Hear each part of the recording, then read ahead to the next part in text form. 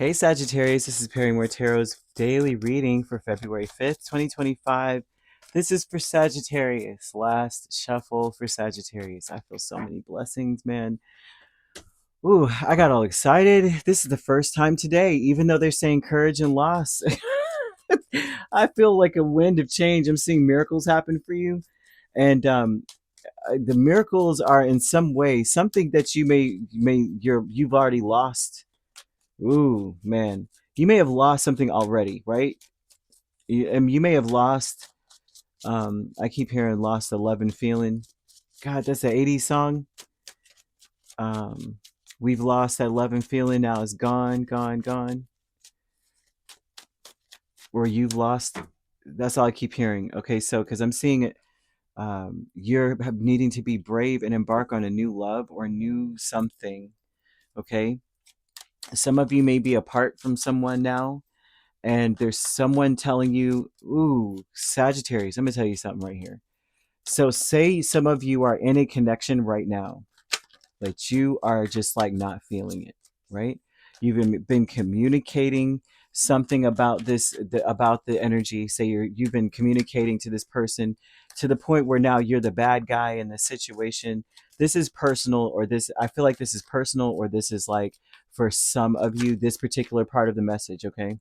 So you've been telling someone, listen, something is not right in this. I don't feel like I've lost hope in this situation. You may not have said, though, like I've lost hope, but you've communicated something to this magnitude of like, I feel you feel like the bad guy to the degree of that, like they're not getting it, right? They're not understanding what you're saying.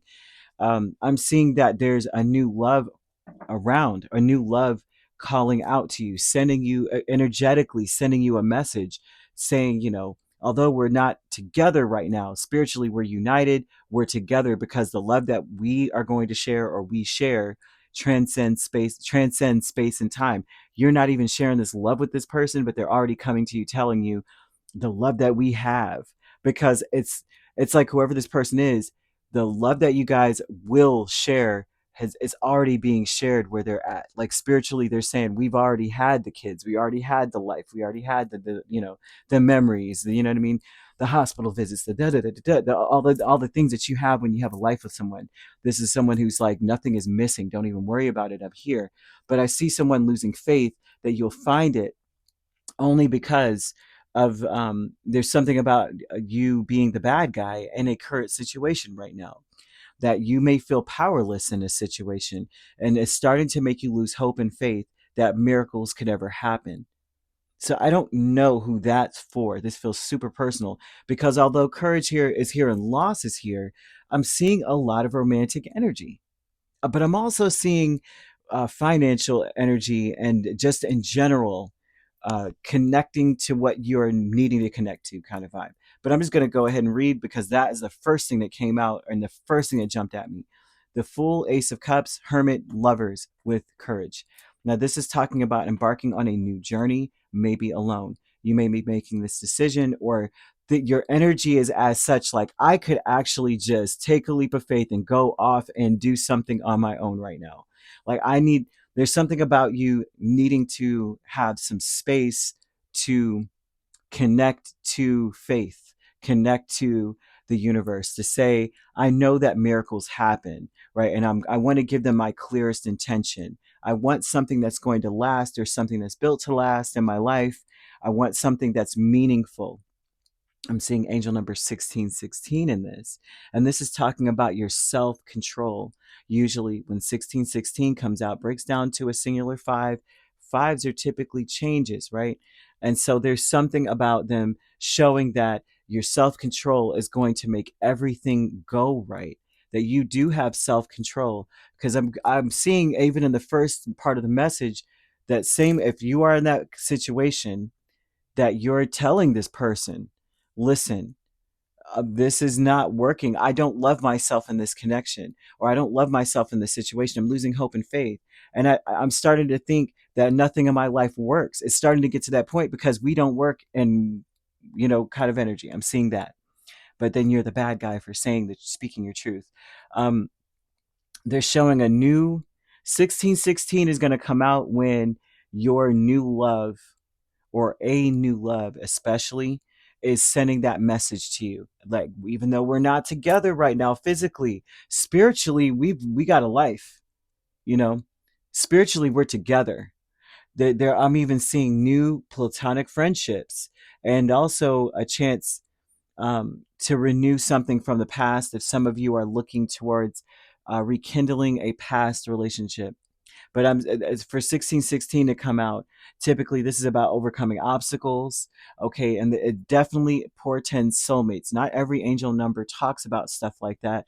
But this is definitely a romantic energy. So I don't know if you guys aren't wanting to hear about romance. Even if you're not with someone right now, there's someone in waiting in the wings.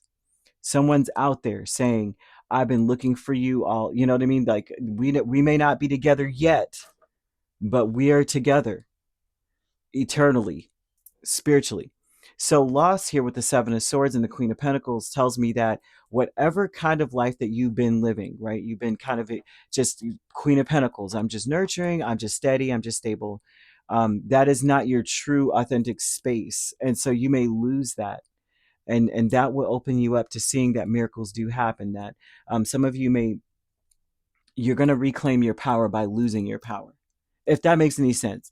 So with that being said, that would be to say that you're holding on to a situation that isn't right for you, isn't true, and by losing that situation you are reclaiming your power, right? The Queen of Pentacles always is power. She's a powerful person. She's very generous. She's powerful in the respect that that's how prosperity works, right? You give to receive, or you give and you shall receive.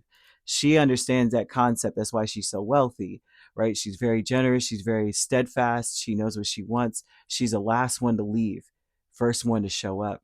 And so this would tell me that, so for, if you're losing that, that means that you are doing all of this for a situation that doesn't deserve it, or a person who doesn't deserve it. So they're showing a panther, which panthers are always about reclaiming your power, right? Always. So they're wanting you to understand you got to strengthen your faith here.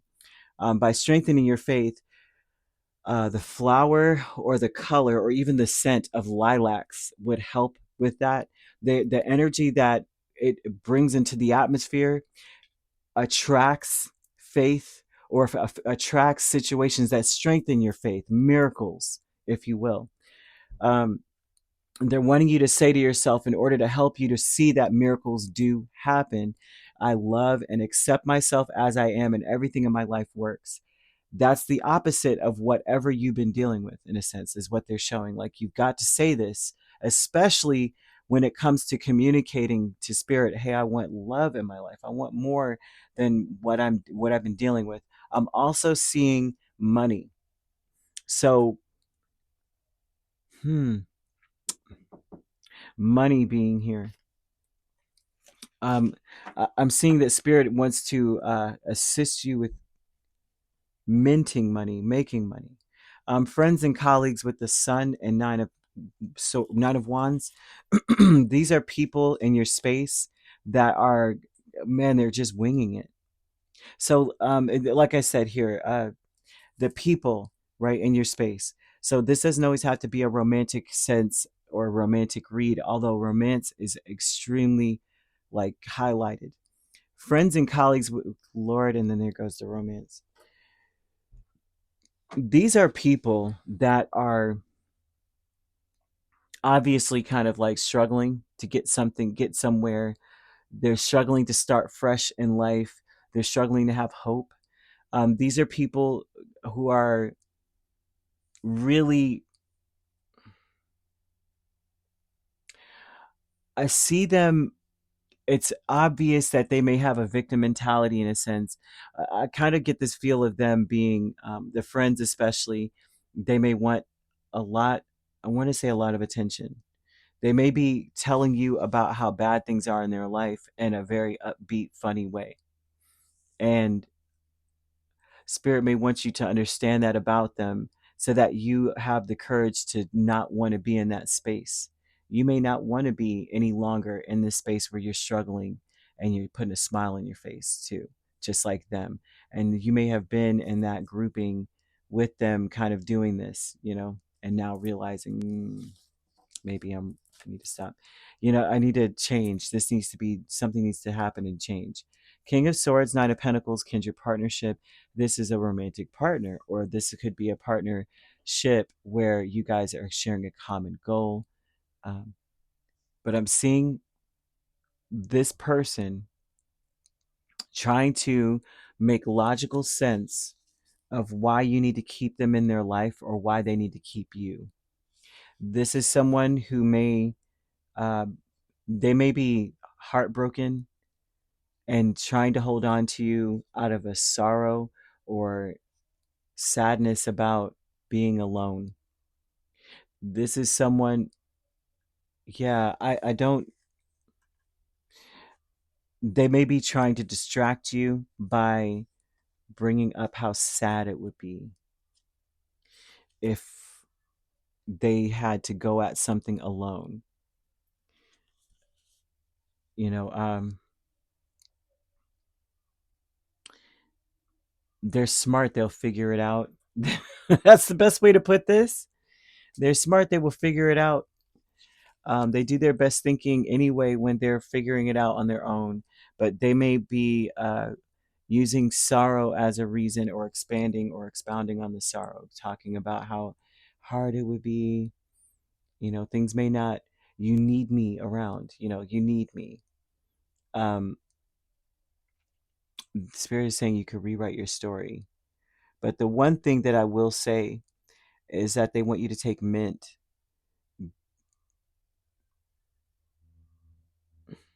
and make tea out of it. Make some mint tea. And you need to say something, even if you may not have to say it out loud, but you could say it inside, about how, like, speaking to the mint. I don't know if you guys ever read this book called The Celestine Prophecy, and I may be messing up that word. Celestine Prophecy, by James Redfield, and how they would speak about, you could imbue a plant with the intentions, your intentions. It was, that book came out when I was like a young teenager. I must have read the book 20 times because I didn't understand it when I was like 14. I didn't get that book at all. I didn't even understand it. It probably came out before that, but I read it when I was like 14. And it felt like it was a new book by that point. I'm not sure. But either way, this is kind of what they're speaking of. I'm seeing mint. I'm seeing mint tea, like mint leaves. You actually making this tea. I mean, you could buy it from the store too. Who cares, right? But you're telling this mint that it's blessed, and it's the most bountiful, blessed herb, and that it will bring you health. It will heal your heart and bring you calm and abundance. You will see in everything that you do, everything that's being said, abundance will be coming to you in that energy, right? And they want you to breathe in the steam and then to drink it, right? But they also tell you to leave this, what's left over, so you wouldn't make just a cup. Leave what's left over on an altar, especially if you have a money altar, a financial altar. And I've been saying this, and I'm not sure if I told you guys this, but your financial altar, right? You could put it anywhere, it doesn't matter. You may have a place that you're like, my dresser is my altar. I always put all my money in my wallet or my purse on this specific space in my dresser, or my nightstand, or my coffee table. But if you have a specific place, right? Altars, financial altars, I mean, and that's if you are like, say feng shui, you follow that, it would always be in your southeast corner. So say you're walking into your room, you're facing a wall. Your wall that you're facing is usually your fame wall with red, right? Now, so this would be red up here, and your financial altar would be here. So that would be like southeast, right? Facing the far upper left hand corner of a room would be where you could do, if you were just to say, listen, I want to make sure I'm financially correct about where I'm putting my stuff. Although I think if you go by earth elements, I mean by elements in general, and you're saying, oh, okay, earth has a, um, pentacles, earth, all of that, that would be in your north, um, yeah, north. So either way, do some research and you'll know. Look for Venus placements here. Venus placements are going to help you to see, um, something towards something has to do with the new love or the love interest that's trying to call you in. Looking at Venus placements to see where it's at. I don't know why, but they're saying do that. Okay, so you got the sun here. You could be dealing with a Virgo, a Gemini, Aries, Leo. We also have Capricorn or Taurus, uh, Gemini. I already said Gemini, Libra, or an Aquarius. So you could be a Sagittarius, Capricorn cusp dealing with a Capricorn, Aquarius cusp. We have Aries, Taurus cusp, Taurus, Gemini cusp, um, Leo, Virgo cusp. If you're not dealing with those signs, which you don't have to be, those signs could also be in your chart. If you'd like to book a personal reading with me, my links are on my page. Peace, love, and light. Take care.